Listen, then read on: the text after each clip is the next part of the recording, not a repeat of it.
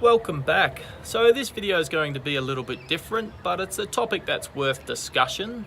So many people who come to a keto diet, when they dig into it a little bit deeper and start to really dial in their macronutrient intake, they become a little bit stressed out about certain one ingredient products that contain different amounts of fats, proteins, carbs, depending on the brand that they select.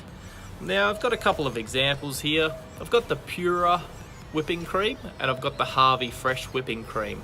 Now these are one ingredient products, pasteurized whipping cream. However, per 100 mils, the Pura whipping cream has 2.1 grams of protein, 35 grams of fat and 3.1 grams of carbohydrates. Whereas the Harvey Fresh whipping cream has 2.2 grams of protein, 38.6 grams of fat and 4 grams of carbohydrates. So they're one product, yet they have a different macronutrient breakdown. Let's look at another example. So I've got the Devondale salted butter and I've got the Woolworths salted butter. Now per 100 grams, the Devondale salted butter has 81 grams of fat, whereas the Woolworths salted butter has 82.1 grams of fat. The calories for 100 grams of Devondale butter is 722 and the calories for the Woolworths 100 grams is 730. So although quite small, there's still a discrepancy there. And one more, we've got the Brunswick Wild Caught sardines and we've got the King Oscar sardines, both in olive oil. And although the fish to oil ratio is very close on these two products, the King Oscar sardines has 17.1 grams of protein, 18.8 grams of fat, and less than 0.1 gram of carbohydrate, whereas the Brunswick has 20.2 grams of protein, 11.2 grams of fat, and 0 grams of carbohydrate. So as you can see there, just with these three products, there seems to be quite a discrepancy. Now other products that typically have these discrepancies are nuts of all sorts. Cheese is another typical one, depending on the brand.